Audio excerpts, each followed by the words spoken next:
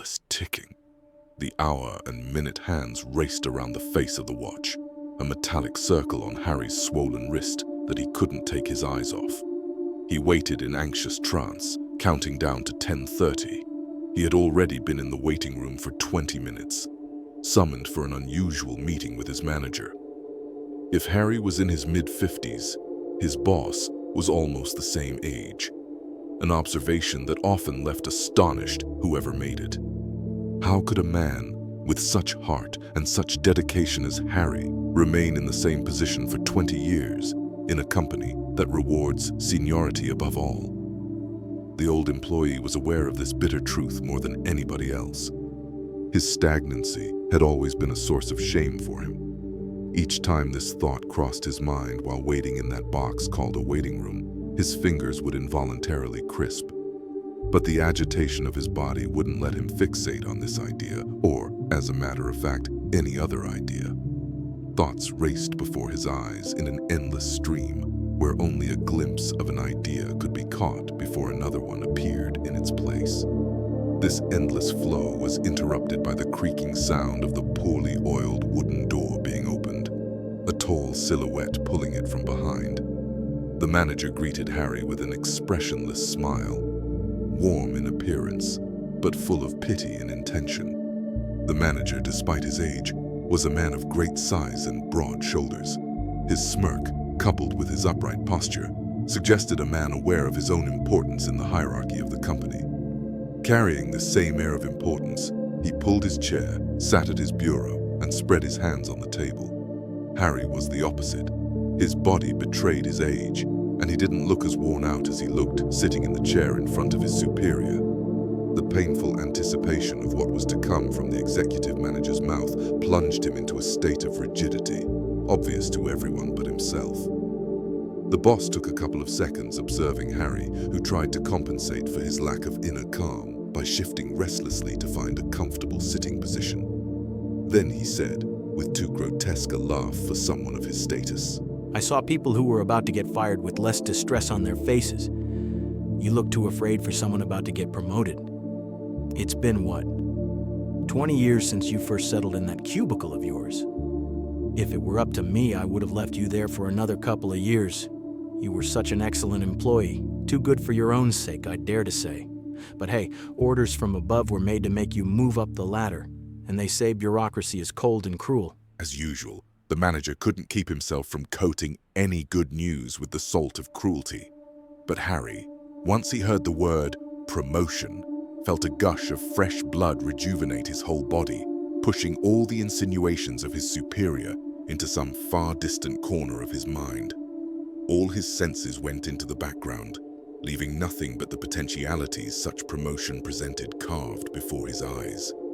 The turmoil offered a brief moment of mercy, enough to hear that he was offered the day off and that the next day he would have access to his new office. Harry went back to his car, carried in the haze of joy with which he had left his superior's office. Neither the burning hot steering wheel nor the suffocating smell of the leather seats in summer could spoil that for him. It was the first time in ages he had felt something sincere other than dullness. His excitement made everything appear under a new light.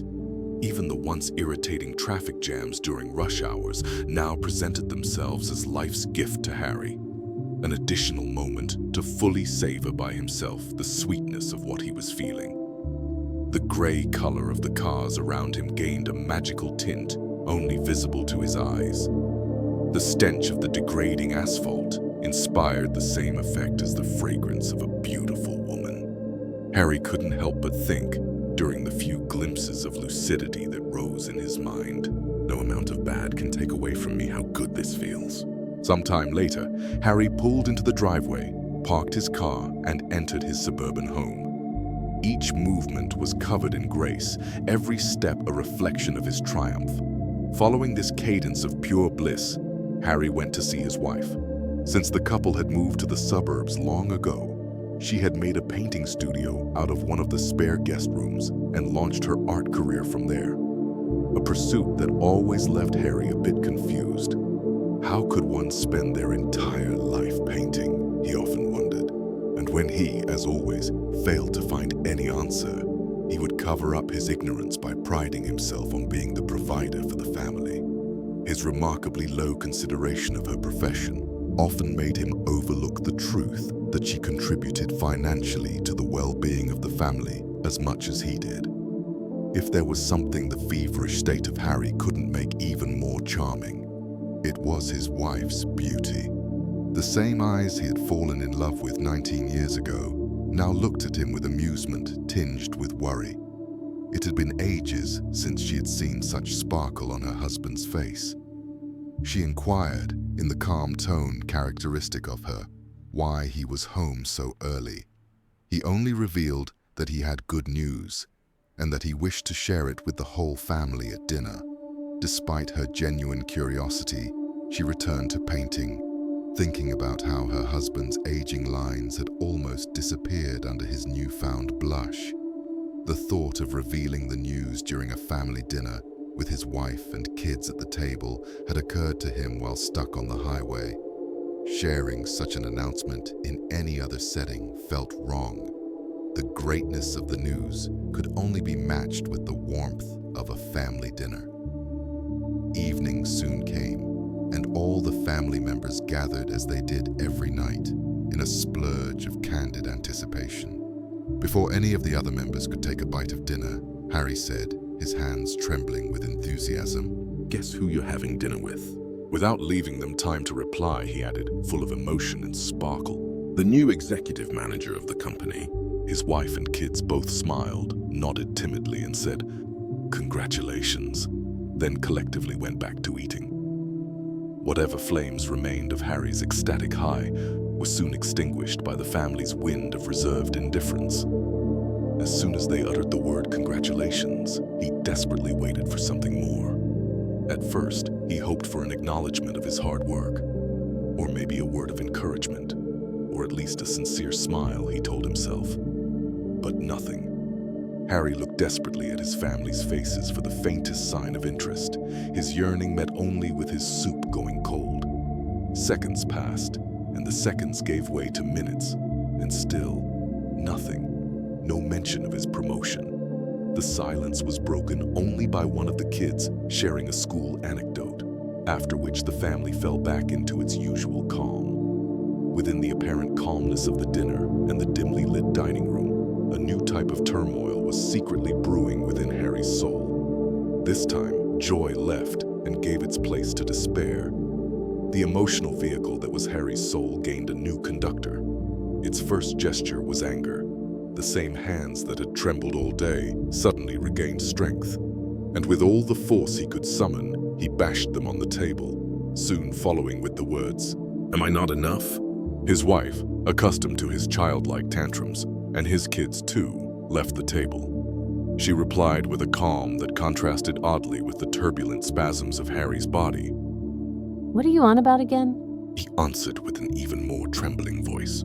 "For 20 years, I worked myself to the bone for you, and all I get is a congrats and cold glances." "What exactly do you want from us, Harry?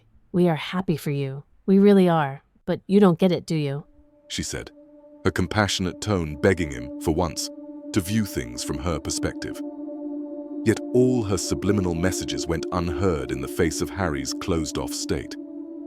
"But I thought that if I got this promotion, you'd finally look at me like you did when we first met, and the kids would finally appreciate me," he said, his voice on the verge of breaking. "What we need, Harry, isn't a bank. What I need is a husband I can talk to. What the kids need is a father who makes them feel safe," she replied, with a voice full of resignation and a frown that suggested dissatisfaction. He said, "Nothing is enough with you." Hunched and defeated, he left the house. As he crossed the yard toward his car, each step drained his already frail will, his legs dragging him back as if they too were reluctant to move forward. He got into his car and closed the door with a movement of restrained violence. He ran his hand across the leather steering wheel, a desperate attempt to reclaim the warmth he had felt earlier that morning. Yet all warmth faded into cruel coldness, and the colors around him lost their hue. He raised his head and saw his daughter laughing on the phone through the window. The emotional weight of the day finally caught up with Harry.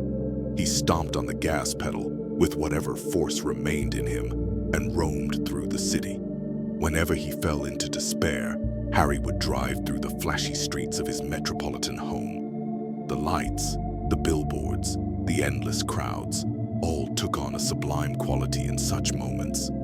In his most vulnerable states, the city, with all its grandiosity, had once promised him that things could get better, that there was more to life than humiliations and blandness. In the comfort of neon lights and subway noise, he would usually dream of a brighter future, a fulfilling job, a family that would love him. But this drive was different. If in the past exploring the city had filled his chest and stomach with a feeling of wholeness, now everything that once comforted him seemed to conspire against him. Instead of feeling whole, a hollowness suffocated him. With one thought in his mind: No amount of good can make up for how bad this feels.